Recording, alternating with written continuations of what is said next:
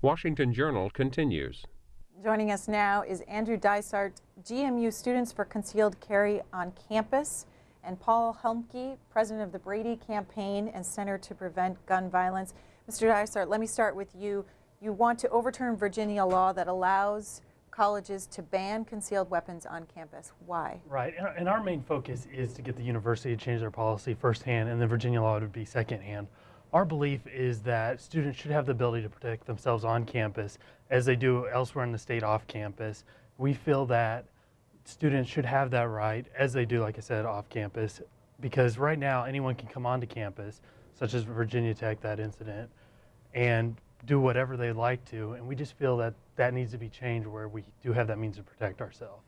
And who would be allowed, under your proposal, who would be allowed to carry a gun? Right now we're asking for students who are 21 years or older who have gone through the background checks, the training to get a concealed handgun permit.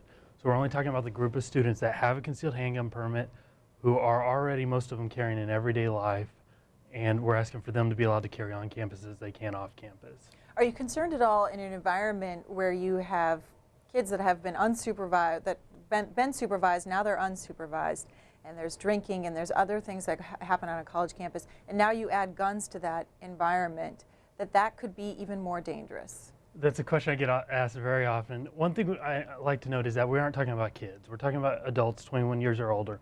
The atmosphere of colleges is changing these days. We have a lot of older students, parents going back to school to get degrees, and this is an older group of people that we're talking about, 21 years or older. So not just freshmen. We're not saying freshmen come to college, we'll give you a gun. We're talking about older students, and they're already carrying an everyday life outside of school. George Mason is primarily a commuter college. About 30,000 students with about 6,000 living on campus. The vast majority live off campus. If they need to, these days they're carrying a gun for self-protection legally off campus. So we don't feel that'd be a problem to bring it on campus.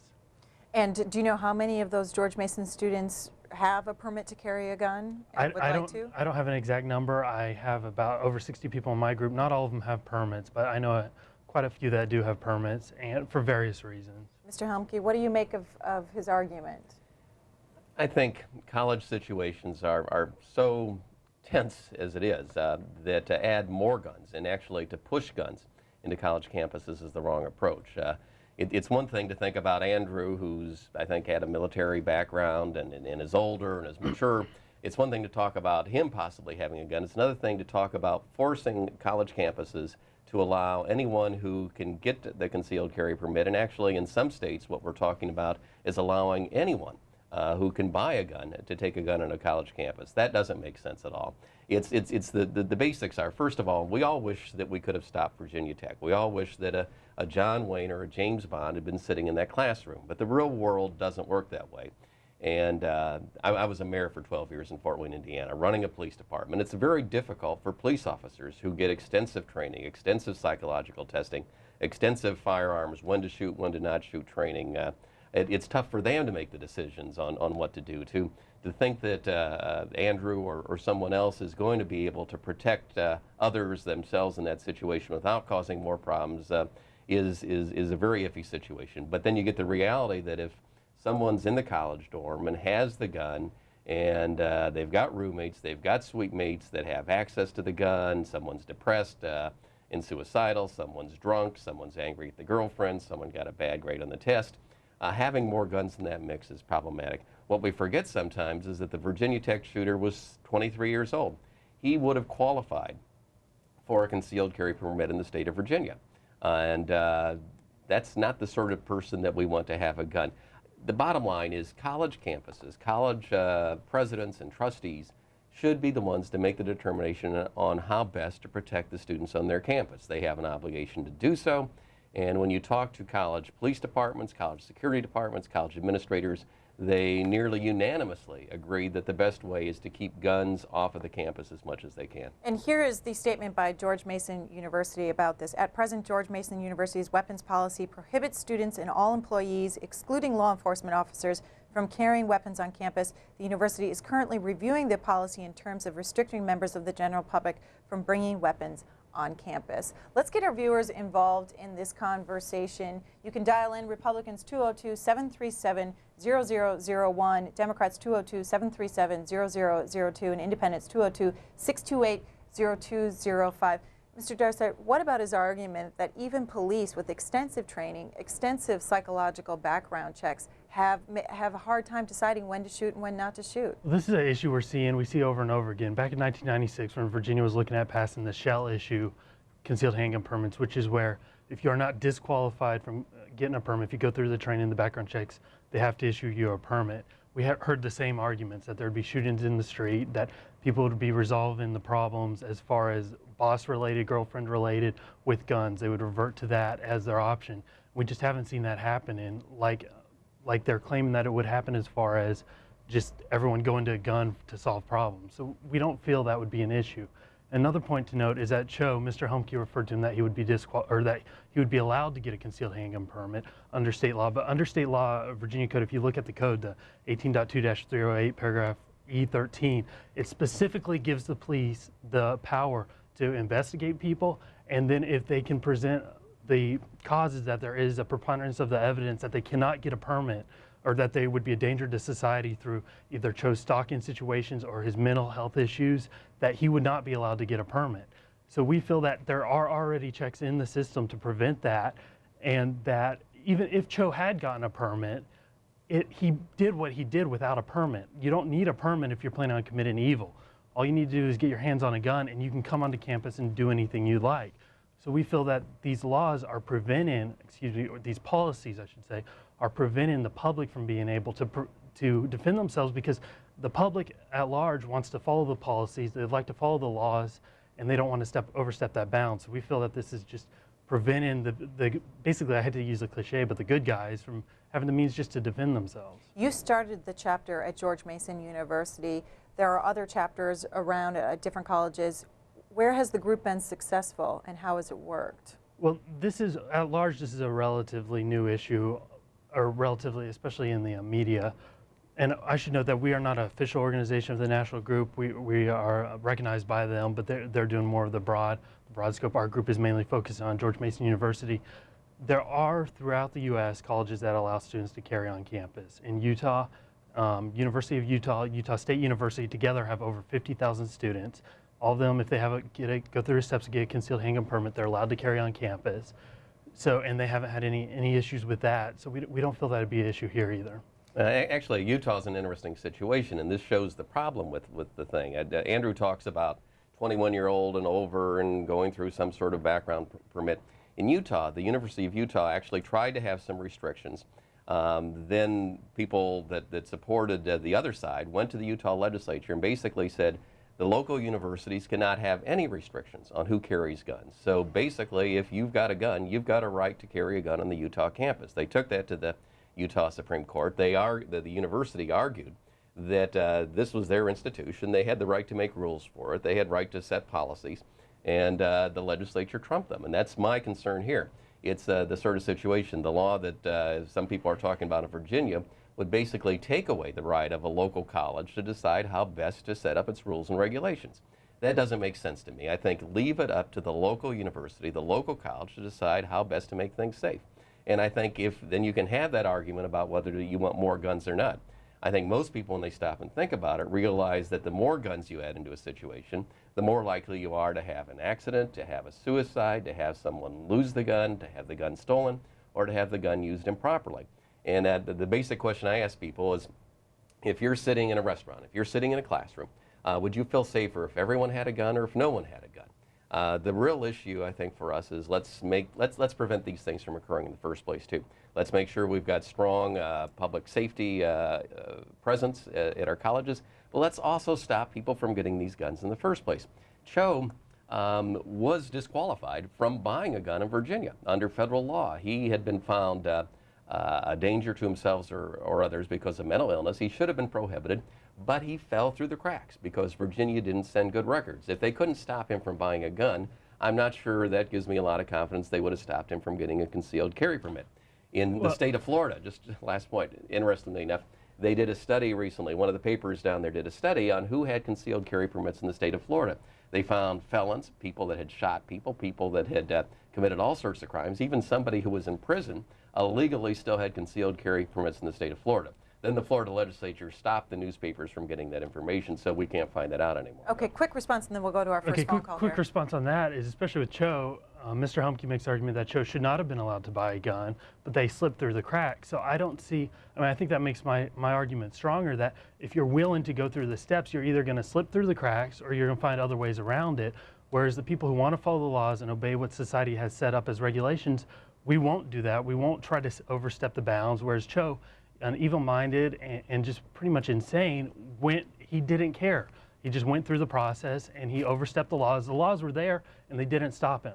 So is the risk, is it worth the risk of having somebody slip through the cracks and then to have more people on campus with guns to respond? Basically your argument, is it worth the risk to have people slip through the cracks and have guns on campus? No, I'm saying if they want to bring a gun on campus, they're going to bring a gun on campus, whether it's legal or illegal. If someone wants to bring a gun with them, they're going to do it. You see that here in Washington, D.C., where handguns are illegal, pending the outcome of Parker, the court case, but guns are illegal in D.C., and there's still gun violence, a lot of gun violence in Washington, D.C. People who are set on committing crimes, who are set on evil, have evil intentions, are going to get guns, and they're going to bring them onto campus, off campus. We're saying these laws prevent, and I keep saying laws, I mean these policies, especially on campuses in Virginia, prevent the people who would be, who would like to follow them and who would be able to defend themselves from being able to do the same. Okay, let's get to our first phone call. Little Rock, Arkansas, Republican line. Yes, good morning. Andrew is 100% right. If criminals want to get guns, you cannot keep criminals from getting guns. Everybody is not going to break the law. Case in point, if you have a beautiful young college lady and some nut is trying to break in her room, and if campus police cannot get there fast enough, how is she going to protect herself? I strongly agree with Andrew. I am a live NRA member, and I strongly support our Second Amendment rights. Okay, real quick, Mr. Dysart, are you a member of the National Rifle Association? I am not. Okay. Why don't you take the caller's comments and respond to Mr. Dysart's comments? I think one of the things we don't stop and think of, we assume that there's always going to be people with guns and that they're going to be out there marauding on us. When we don't stop and think that there are things we can do to make it harder for dangerous people to get dangerous weapons. And that's the one thing we keep ignoring. The problem with Virginia law, the problem with federal law, is not that, that there's the laws, it's that the laws are so weak. And that if we did background checks on every sale, including gun shows, if we did a real background check with complete information to make sure that the states sent in the information. Carolyn McCarthy's got a bill now that would give money to the states to make sure they got that information. If the information got into the system, if we did background checks on every sale, and then if we started cracking down on the illegal dealers. The bad guys don't get these guns out of gun stores in Southeast D.C. They get them, they're either stealing them from people, which means that people aren't doing a very good job of securing the guns once they've got them, which is a very big problem in colleges where you have even less privacy and less places to store guns than in homes. Or they're getting them from corrupt gun dealers who aren't following the rules. 1% of the gun dealers in the country provide the guns that are used in 60% of the crimes. We can't ever stop all evil, but there are things we can do to make it harder for dangerous people to get guns. And then when you're responding to a situation, then you need to think about what the best way to respond is. You don't want someone to be defenseless, but the more guns that you add into a situation, the more likely you are, again, to shoot the wrong person, to have it used accidentally, to have it used to commit suicide. A gun in the home is 22 times more likely to be used against your family member than to be used to defend yourself against somebody. Oakland, California, Democrats line. Yes, hey, thank you. First off, I'd like to say that, you know, the idea of bringing weapons onto an area of education, of open-minded ideals and everything is totally antithetic to all types of, you know, progressive thought. And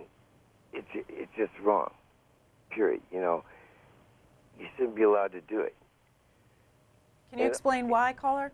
Explain why? Because Why do you believe that? why do I believe that? Because you shouldn't be worried about that there's somebody else in your classroom or in your dorm that doesn't agree with you, and they might be packing a weapon, and you're not. It just shouldn't be allowed. It's wrong. People shouldn't be allowed to just walk around with guns. For the young guy over there saying, oh, that he needs to protect himself from stuff, that's he'll never get his gun out if some wacko comes around and tries to shoot him. That ain't going to happen. That's unrealistic. Okay, let's get a response here. Mr. Dysart, respond to Mr. Helmke's comments about where would you store a gun on campus. The idea that it'd be more difficult to store a gun on campus with less privacy than in your own home. Well, like I said, right now we're looking at students who are 21 years or older, the majority of whom do not live on campus. So that issue right now is a minor one. Most of the students we're looking at, like I said, are much older. I have parents who are in my group in their 40s and 50s who live off campus. The majority of these students do live off campus, so we don't feel that that's an issue to even start with. Again, Cho was 23 years old and had 3 roommates that he was living with who saw problems there, but no one ever checked with them on a background check. In Utah, where we talked about later, the only thing that colleges are not allowed to do in Utah is that if you are assigned to a room and your roommate has a gun and you feel uncomfortable with that, you can ask for a different room. That's the only restriction that Utah colleges are allowed to have. And Utah's not having any, we don't have any Chos in Utah, we have them in Virginia. So I think, Utah just passed the law 6 months ago, too.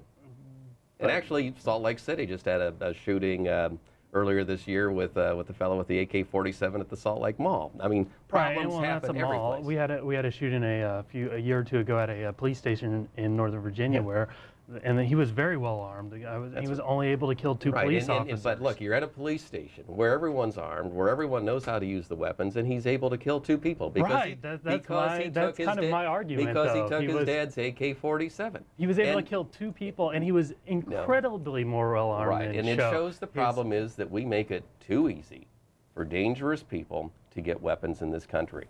Or is it that police who can defend themselves, who have the means to, are able to stop a shooter much sooner than students who have no way to defend themselves? Right now, our college campuses are these gun-free zones where anyone who would want to bring a gun on there can. And we're telling people that the colleges, you look at the school shootings at colleges, the school shootings at high schools throughout the U.S., and these are gun-free zones where guns are not allowed, and yet people are bringing them on and creating killing zones. We feel that these areas allow for just anyone to come on there and do whatever they would like.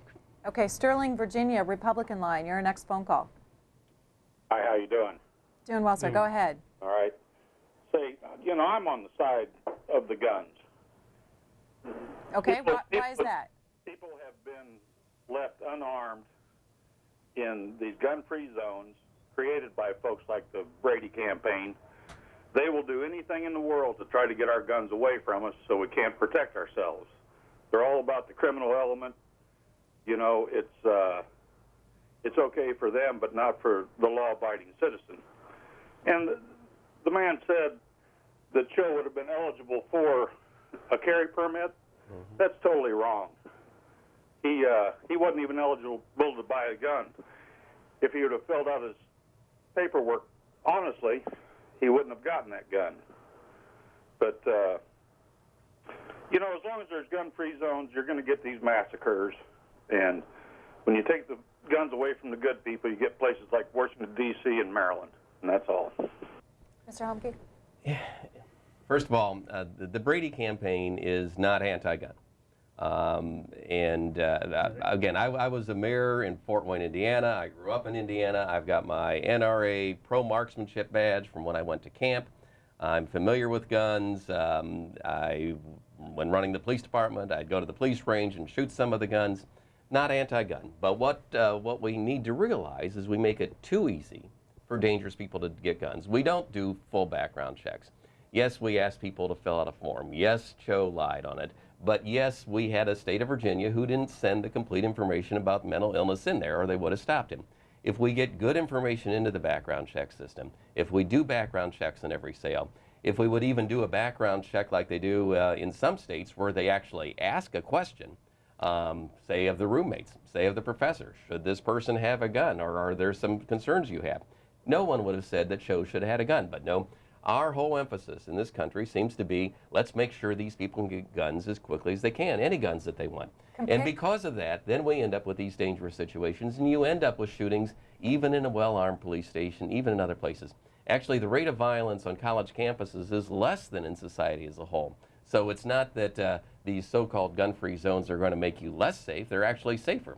What we want to do is we want to make the rest of society as safe as generally schools are, instead of making schools as dangerous as the rest of society is. Compare background checks for police officers and your average citizen who wants to have a gun. Average citizen, when they go into buy, first of all, there's very few gun control laws in this country.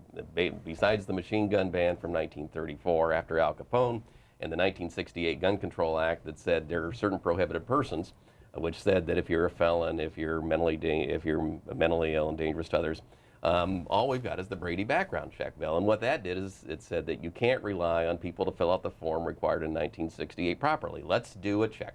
And the check they do, though, is they check this computer base, and they see, have you shown that you're a felon, or have you shown that you're a danger to yourself or others because of mental illness? Only 10%, the estimate is, only 10% of the mental health records are in that system. Only 75% of the felony records are in that system. So that means that someone can go into a gun store and legally buy a gun if they fall within that 25% of the felony records that aren't in the system, or the 90% of the mental health records that aren't in the system. That's what we're allowing somebody to do legally. Compare that to a police officer. A police officer goes through an extensive background check. I mean, people actually knock on doors, check their references out. They do psychological testing. They do and besides the physical testing and the gun proficiency and the shoot, don't shoot, and what are the laws in the state of Virginia or the state of Indiana. They check this person out in detail. And a lot of people get turned down on the psychological testing. They get turned down if the references haven't checked out.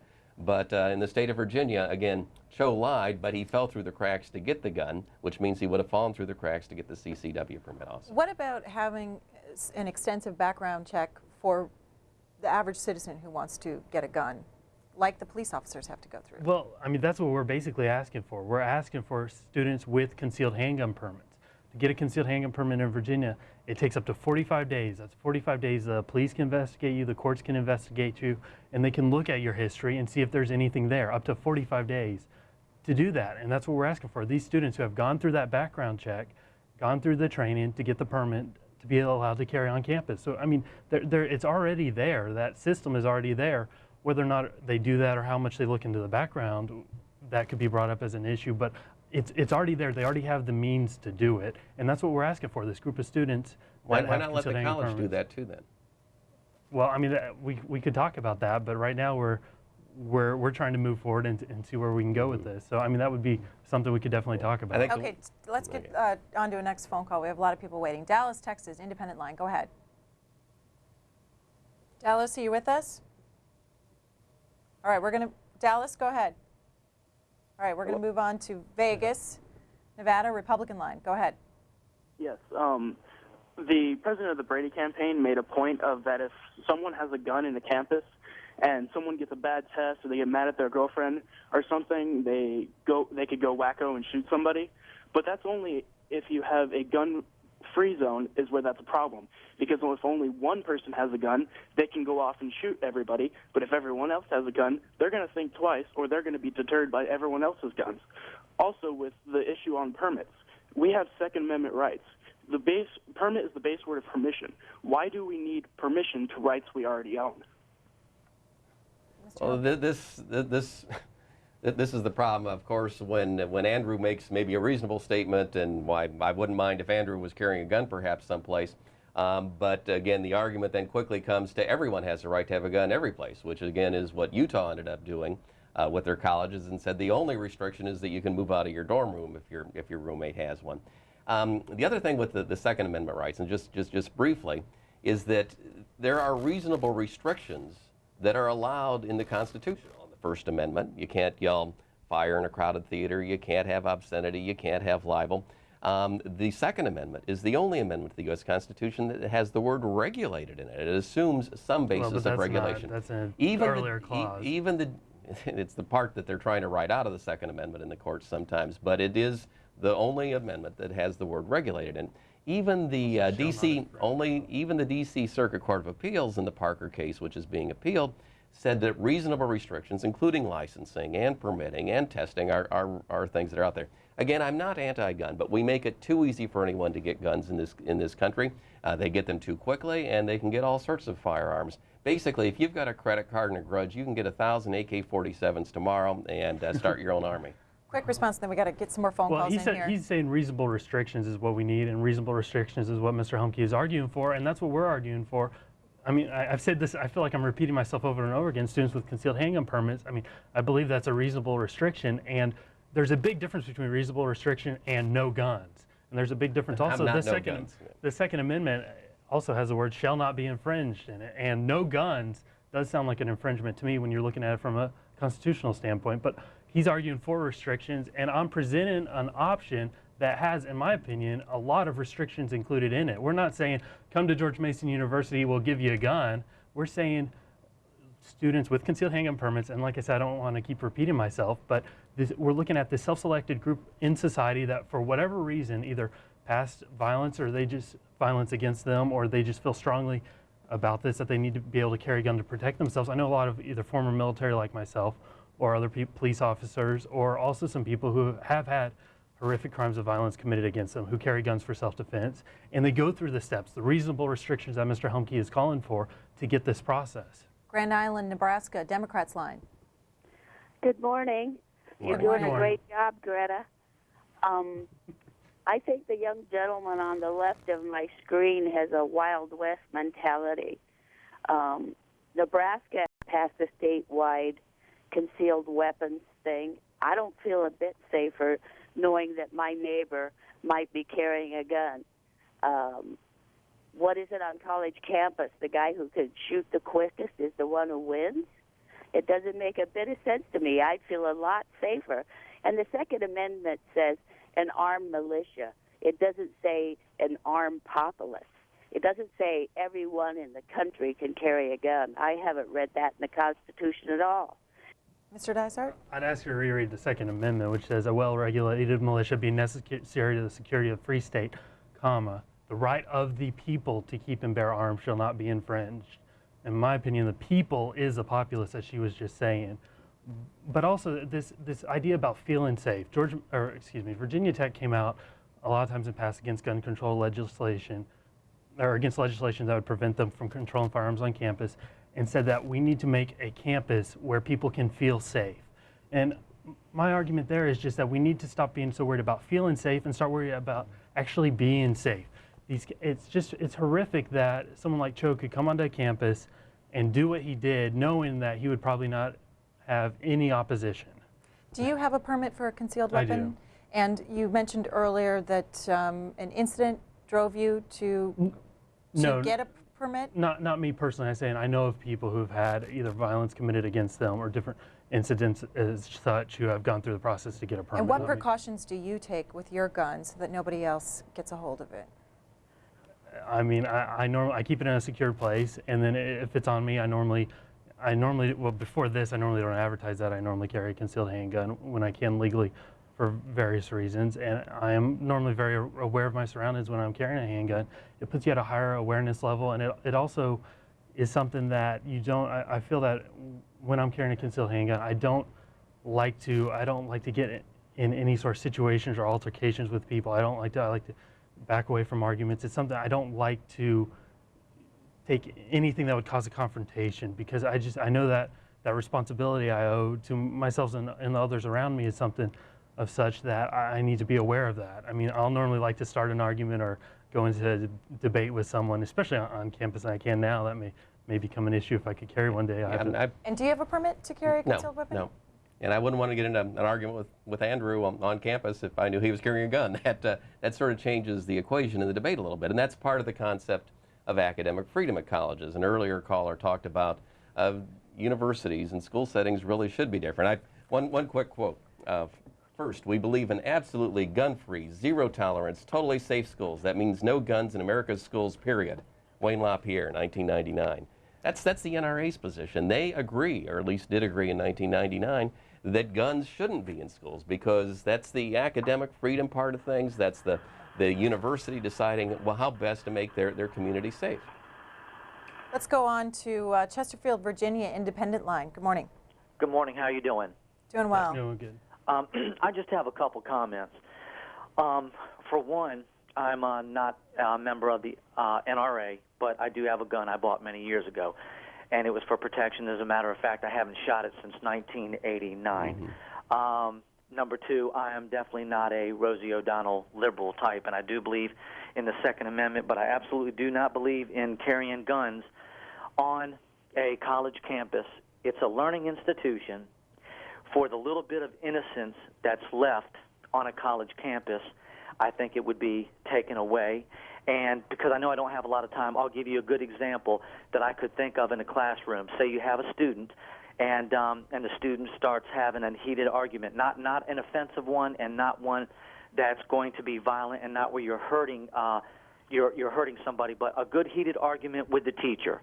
I can see 10 gun-toting zealots all of a sudden bow up, put their hands on their hips, and get ready to stand up and do something to this student, where otherwise it would normally be a good heated debate between the student and the teacher. I have a lot more to say, but I'm going to give time for the other callers. Thank you very much for having my call. Your response, Mr. Dysart. I mean, he paints a pretty picture, and this is an argument, like I said, we've heard over and over again with concealed handguns being allowed in the states in general, as far as the Wild West scenarios, as I would say. I think he accurately presented it, and that right now there are over 135,000 permit holders in Virginia and millions more throughout the United States. They carry guns in everyday life. I know a lot of students who live off campus carry handguns in everyday life legally. They have the permits, and it's not an issue. And I know living in Northern Virginia, they have the same stresses in their work situations, in their situations with girlfriends. They're able to avoid the drinking parties, as everyone would say, or with everything else with alcohol involved, and it's not an issue off campus. I don't see why once students step onto campus, this area makes them more vulnerable to this, or just to lose all sense of self-control, whereas off campus it doesn't. It doesn't make sense to me. Conshohocken, Pennsylvania, Republican Line. All right. Thank you first for C-SPAN and that last call for giving up a little time for my comments, and I'll try to be brief and do the same for the next caller. We just had a debate in my college campus about this very topic, and really what the common denominator comes down to is people want to feel safe. People who have guns want to feel safe. People who don't have guns want to feel safe.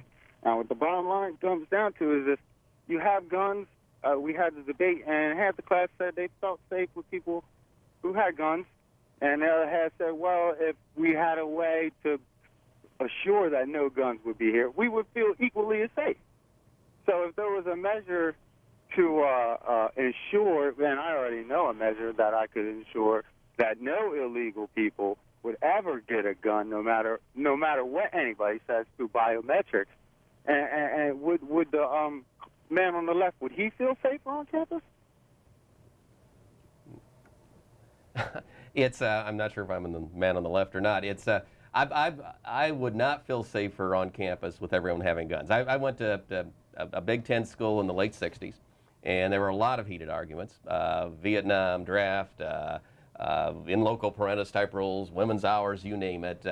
And I would not have felt safer if I thought that people had guns in those arguments. In addition, I was in a fraternity house, and it was an animal house, but there were a lot of 21-year-old plus people that were not very responsible. And actually, colleges' campuses are different from the rest of society. When you look at studies, 18 to 24-year-olds on college campuses are more likely to engage in binge drinking, more likely to use drugs, more likely to have the stresses, the psychological problems, suicidal thoughts, than the population as a whole. When you add guns into that mix, the arguments not only in the classroom, but the arguments in the dorm, the arguments in the frat house, the beer, the booze, the stresses, the hormones, that's when you get the problems that occur. And I look at everyday life too. And again, I was a mayor in Fort Wayne, Indiana. Just a few months ago in Fort Wayne, we had a situation, somebody carrying a gun, he thought he was threatened. He and a friend are in a car. He pulls the gun out. He ends up shooting his friend in the back seat accidentally because his aim was bad, and then he committed suicide because he felt distraught over it. More guns in the mix is almost always going to add to more violence, whether it's intentional or somebody's lost it or whatever. Annandale, Virginia, Democrats line. Go ahead. Good morning, Andrew and Paul. Morning. Good morning. I'm what they call a blue dog Democrat. I'm not a member of the NRA, but I've grown up with guns my whole life. Mm-hmm. I just wanted to take some issue with a couple of things that were spoken about earlier. They said that it would take a John Wayne or a James Bond to settle the situation. Those are fictional characters, and I think that a responsible gun owner would take care of a situation just fine.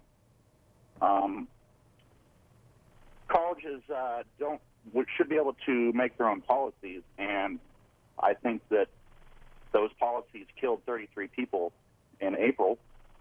I think that everyone has a right to self-defense, and I think that that does not stop on a college campus. Well, let's talk about your efforts at George Mason University. What are you doing? How are you going about organizing to get George Mason to overturn its policy? Right now, our group, and we started in the spring semester towards the very end of the semester, so we've had very little, been able to put together very little efforts on campus just with the summer break and everyone being gone and spread out. This fall, we're looking at expanding our group and then talking to the administration either through petitions or Board of Visitors meetings and just letting them know that we're there and that what we believe and what we'd like to see changed in the policy. Would you consider suing the college, trying to take this issue to the courts in any sort of way? Right now, we are not looking at that issue, and I think the legality for that issue would be slim. Right now, we aren't looking at that. We're looking at just mainly asking them to change their policy. Anything else down the road would be down the road. How is the Brady campaign going to respond? We're trying to get information out. We put a report out shortly after Virginia Tech, No Gun Left Behind, about the gun lobby's campaign to push guns into colleges and schools. And really, we do see this a lot. There's pushes in state legislatures across the country to get guns into businesses, even though private business owners don't want the guns there, to get guns into college campuses, even though college administrators don't want them there. We're trying to educate people and point out there are dangers involved with this. The more guns that you have, the more violence you're going to see. And again, partly with my former mayor's hat, with my mayor's hat on, our job as a society is to try to, as the one caller said, to create a sense of public safety. And you do that not by putting more guns into the mix. You do that by increasing the police, strengthening the police department, strengthening the family, strengthening the sense of right and wrong. And we're ignoring that. We're in effect giving up. We're in effect giving up and saying, we know there's going to be guns there and we know they're going to come on, so let's try to limit the death count to a certain number. Let's stop those guns from getting into those hands in the first place. We can do that. Other countries have figured out ways to do that. We can do the same things too, but instead no one wants to talk about the reasonable restrictions that we talked about earlier. Let's get a couple more phone calls in here. We're running out of time. Queens, New York, Republican line. Go ahead. Hey, how you doing? Thank you for letting me get a chance on C-SPAN. Number one, I'm in total agreement with the young man that's saying we should have guns. Let's not forget why the Second Amendment was created. And we have now our presidents bowing down to foreign dignitaries, and the guns are here to protect the people from hard case governments and to keep us from being just toppled. As long as America is well armed, we don't have to worry about foreign invaders. Let's also not forget World War II. They was giving guns and training the people in case Japan actually invaded us. If they wanted to come here, they would have to face guerrilla warfare. And no government in this world wants to face America with guerrilla warfare. We are armed, and we are dangerous to these people. So basically, everybody should have guns. If those kids at VCU was armed, then that man would not have been able to kill 30-plus people. That is ridiculous. He would have been stopped after one or two. But we don't have guns in our colleges. These people don't have guns, so therefore everybody can get trampled over by those that do have guns. Thank you, and have a good day. That's much broader of a subject than I'm addressing. And the more, I mean, his argument is more guns would equal less crime. As Mr. Helmke is arguing against that, more guns, he would argue more guns do cause crime, which I believe the causation there, in effect, Harvard came out with a study last year, and it's a pretty intense study, a pretty long study. It was a full full, thick study that on different societies throughout the world, and if guns cause more crime. And their finding was that guns not only don't cause crime, there is no correlation between gun crimes and murders in the countries throughout the U.S. So I mean, I think this is a good evidence also that it's not just because there are guns and because there are violence, not only is there not necessarily correlation, there's also not causation between those two. Hold on one second. Where can people find this report, this study? This was done by Harvard. Did you find it online? I found it online. You can find it online if you search for it at any of the scholarly sites. Would ban in firearms, reduce murder and suicide. And it was done by Cates and Mauser. Okay, great. Go ahead. I was just going to say that I don't believe we're any more violent of a society than other countries are. Every society has violent people. Every society has people that commit murders and do robberies and rapes and bad things. In this country, though, we end up with a lot higher amount of death and injury because we have more dangerous weapons here that are more easily available to dangerous people than other countries. Other countries have the same amount of knifings, the same amount of beatings, the same amount of all these other sorts of crimes, and that's what that study shows. But in this country, because guns are so easily available to so many people with so little background checks, that's when we end up with the level of violence in this country. 32 people are murdered in this country every day. 32 people were murdered at Virginia Tech. 32 people are murdered in this country every day. In addition, you have another 50 or so that commit suicide or that die by accidents from guns. One last phone call for our guest, Montrose, Colorado, Independent Line. Go ahead. Yes, good morning. Thank you for C-SPAN. I'm a 23, 24-year caller, viewer. I've gotten through about 10 or 12 times, and please bear with me because I still get as nervous as George Bush on Jeopardy when I get on the phone. So the first thing, I guess that last caller about the people knowing not to fight a guerrilla war, it's too bad his president doesn't seem to be smart enough to know we shouldn't be fighting a guerrilla war in Iraq. I'm a liberal who is pro-gun ownership. Don't fall off your seats, conservatives. You've been lied to. We're not all anti-gun. A lot of us are pretty smart and got it figured out. Now, I used to be on the fence, and there were two incidents that happened approximately 2 weeks apart from each other back around 1993. You'll probably recall at least one of them. It was the Long Island train shooting. Man, Colin Ferguson walked up and down the cars with a semi-automatic, killed, I believe it was 19 people, shot at least 19 people, and was able to just stroll up and down the aisle, had his time. Nobody was able to do anything to defend themselves. About within 2 weeks, give or take from that time, in Israel, a Palestine terrorist pulled out an automatic rifle and started shooting with an automatic rifle.